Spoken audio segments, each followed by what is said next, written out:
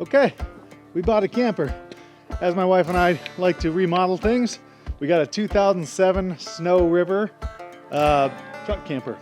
So we are basically gonna rip out the inside and redo a lot. Right now I'm in the process of getting all this molding out from all the windows. It actually opens up the area and allows for a bit more light to come through. We're just gonna add our touches. We're gonna replace the linoleum tile floor with some vinyl wood gray. We're gonna paint. We're gonna do a lot. Stay tuned.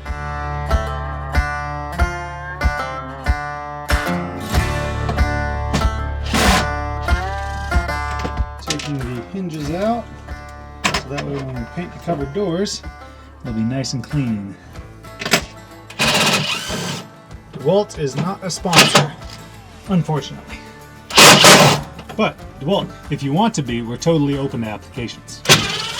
So that wouldn't hurt our feelings. We will be replacing these old style knobs with cool trendy matte black ones. So taking those out. Just makes it nice because when you paint these, it makes it nice that there's nothing on them. So the hinges, little clampers that clamp into the cabinets themselves. So that way it just has a fresh look when you drill everything back in. My wife seems to think that hinges are not important.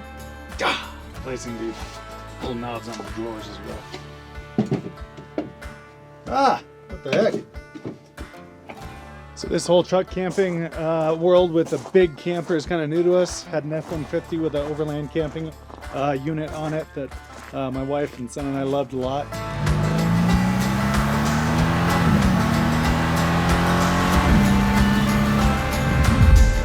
So we just decided to upgrade for those camping trips with bad weather, inclement weather. So we upgraded to an F-350 because of payload capacity. When I went and picked up the camper in Southern Oregon yesterday, there was quite a bit of squat in the rear suspension. So I'm going to be looking into what I can put back there to not get that squat and limit the side-to-side motion when you're on uneven roads with a 2,850 pound camper. Torque Lift makes some interesting products out there. I had airbags on my F-150, which I really loved, so that will be what I will be looking into.